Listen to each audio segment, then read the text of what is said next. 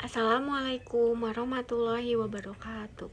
Perkenalkan, nama saya Adebila Reswati dengan nomor NPM 10 12 17 94. Di sini saya akan menjelaskan tentang materi kematian, dan tugas ini dibuat untuk memenuhi ulangan tengah semester mata kuliah Pendidikan Agama Islam. Pertama-tama saya akan menjelaskan tentang kematian dalam perspektif Islam. Kematian merupakan salah satu realitas kehidupan yang tak terelakkan dalam ajaran Islam. Kematian dipandang sebagai sebuah peralihan dari kehidupan dunia menuju kehidupan yang abadi di akhirat. Selanjutnya ada definisi kematian dalam perspektif Islam. Yang pertama, ada kematian sebagai perpindahan. Kematian bukanlah akhir dari segalanya, melainkan perpindahan dari kehidupan dunia ke alam barzah. Yang kedua, kematian sebagai ujian. Kematian adalah sebuah ujian keimanan yang mengantarkan manusia menuju kehidupan yang kekal di akhirat. Dan yang ketiga, ada kematian sebagai perjumpaan. Kematian adalah perjumpaan manusia dengan Sang Pencipta untuk mempertanggungjawabkan semua amal perbuatannya. Adapun makna kematian dalam perspektif Islam, yang pertama, peralihan kehidupan. Kematian dipandang sebagai peralihan dalam kehidupan dunia menuju kehidupan kekal di akhirat, dan merupakan pintu masuk ke kehidupan yang lebih baik dan abadi. Selanjutnya ada ujian keimanan. Kematian menjadi ujian bagi keimanan seseorang. Bagaimana sih ia menyikapi kematian dan mencerminkan kualitas imannya kepada Allah Subhanahu wa Ta'ala. Selanjutnya, pelajaran berharga, di mana kematian mengajarkan manusia untuk senantiasa introspeksi diri, memperbaiki amal, dan mempersiapkan diri untuk kehidupan di akhirat. Selanjutnya ada kematian sebagai ujian dan peringatan. Yang pertama, pastinya kita akan diuji dengan keimanan.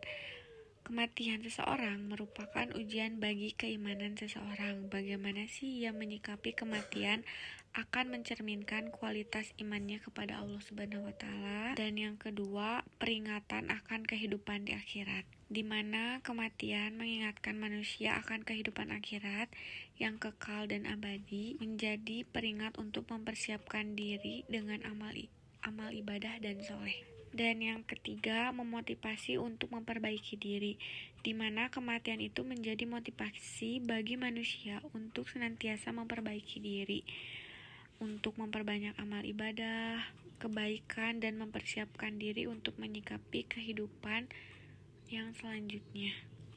Selanjutnya, persiapan menghadapi kematian. Tentunya yang pertama, kita harus mempersiapkan untuk memperbanyak zikir, selalu mengingat Allah Subhanahu wa Ta'ala melalui zikir, membaca Al-Quran, dan merenungkan tanda-tanda kekuasaannya. Dan yang kedua, pastinya kita harus rajin untuk beribadah, senantiasa melaksanakan sholat, puasa, dan ibadah lainnya sebagai bentuk ketakwaan kepada Allah Subhanahu wa Ta'ala. Yang ketiga, berbuat kebaikan. Pastinya kita harus memperbanyak amal soleh, sedekah, dan berbuat baik kepada sesama sebagai bekal di akhirat nanti. Dan yang terakhir ada bertaubat, di mana kita harus memohon ampunan kepada Allah Subhanahu wa Ta'ala atas segala kesalahan, dosa yang telah saya lakukan.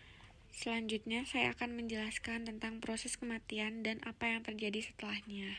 Yang pertama ada sakaratul maut, di mana proses kematian ditandai dengan rasa sakit dan penderitaan yang dialami oleh orang yang akan meninggal. Yang kedua, pencabutan nyawa. Nyawa seseorang dicabut oleh malaikat pencabut nyawa atas izin Allah Subhanahu wa Ta'ala. Yang ketiga, pertanggungjawaban amal. Setelah kematian, manusia akan dimintai pertanggungjawaban atas semua amal perbuatannya di dunia. Selanjutnya, kehidupan setelah kematian, yaitu alam barzah. Alam barzah adalah alam yang akan ditempati oleh roh manusia setelah kematian sebelum hari kiamat tiba. Tempat di alam barzah memiliki tempat yang berbeda-beda, tergantung pada keimanan dan amal perbuatan seseorang. Kehidupan di alam barzah manusia akan menerima balasan awal atas amal perbuatannya di dunia, dan menanti di hari kiamat di alam barzah manusia akan menunggu datangnya hari kiamat untuk mempertanggungjawabkan seluruh amalannya. Selanjutnya, hari kiamat dan pertanggungjawaban amal. Yang pertama, tiupan sangkakala, di mana hari kiamat akan dimulai dengan tiupan sangkakala yang menggetarkan alam semesta. Yang kedua, hari kebangkitan manusia, di mana semua manusia akan dibangkitkan dari kuburnya untuk mempertanggungjawabkan amal perbuatannya.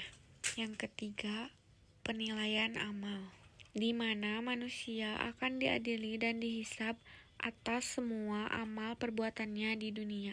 Selanjutnya, balasan bagi orang beriman dan orang kafir. Yang pertama ada surga. Orang-orang yang beriman akan memperoleh tempat yang indah dan kekal di surga, yaitu neraka. Orang-orang kafir akan mendapatkan balasan yang setimpal di neraka.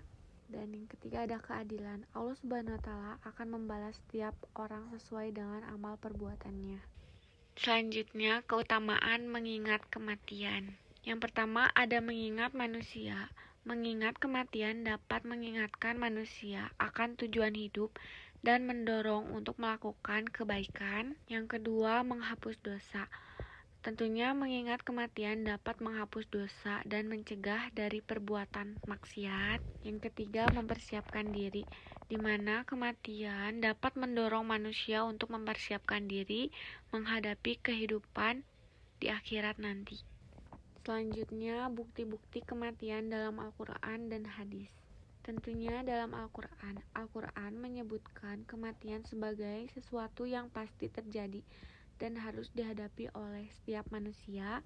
Yang kedua ada hadis. Banyak hadis Nabi Muhammad SAW yang mengingatkan umat Islam tentang kedatangan kematian dan pentingnya bersiap diri. Yang ketiga ada tanda-tanda kematian. Dalam Islam ada tanda-tanda kematian yang dapat diamati seperti lemahnya kondisi fisik dan panca indera. Selanjutnya ada dalil-dalil tentang kematian dalam hadis. Hadis riwayat Bukhari menyebutkan, sesungguhnya kematian itu adalah satu hal yang hak atau benar, maka barang siapa yang mengharapkan pertemuan dengan Tuhannya, hendaklah ia mengerjakan amal yang soleh dan janganlah ia mempersekutukan sesuatu dengan Tuhannya dalam beribadahnya. Selanjutnya ada hadis riwayat Muslim. Ingatlah akan kematian karena sesungguhnya ia akan menghapus dosa dan mencegah dari maksiat. Selanjutnya ada hadis riwayat Tirmidzi, di mana banyak-banyaklah mengingat pemusnah kenikmatan, yaitu kematian. Selanjutnya ada dalil-dalil tentang kematian dalam Al-Quran. Yang pertama, surat Al-Baqarah ayat 2. Surah Al-Baqarah ayat 28, di mana bagaimana kamu dapat mengingkari Allah, padahal kamu tadinya mati, kemudian Allah menghidupkan kamu, kemudian kamu dimatikan dan dihidupkannya kembali, kemudian kepadanya kamu dikembalikan. Surah Al-Baqarah ayat 28. Dan di mana semua yang ada di bumi itu akan binasa dan tetap kekal zat Tuhanmu yang mempunyai kebesaran dan kemuliaan. Surah Ar-Rahman ayat 26-27. Dan yang terakhir, bagaimana kamu kafir kepada Allah padahal kamu tadinya mati, lalu Allah menghidupkan kamu, kemudian kamu dimatikan dan dihidupkannya kembali, kemudian kepadanya kamu dikembalikan. Surah Al-Jathiyah ayat 26. Selanjutnya, hikmah dan pelajaran dari kematian. Hikmahnya itu mengingatkan manusia akan keterbatasannya, menjadi motivasi untuk memperbaiki diri, menegaskan kebesaran dan kekuasaan Allah Subhanahu wa Ta'ala. Untuk pelajarannya, untuk mendorong memperbanyak amal kebaikan, mempersiapkan diri untuk kehidupan akhirat, dan mengingatkan untuk selalu bersyukur dan bertakwa kepada Allah Subhanahu wa Ta'ala. Sekian penjelasan dari video saya. Mohon maaf bila banyak kesalahan kata. Wabillahi taufiq wal hidayah. Wassalamualaikum warahmatullahi wabarakatuh.